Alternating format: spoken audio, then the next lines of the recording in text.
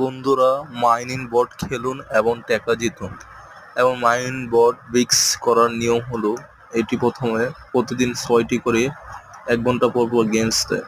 আপনারা এটি খেলতে পারেন এবং একটি পাথরের বিনিময়ে মাইনাস আসতে পারে আপনাদের।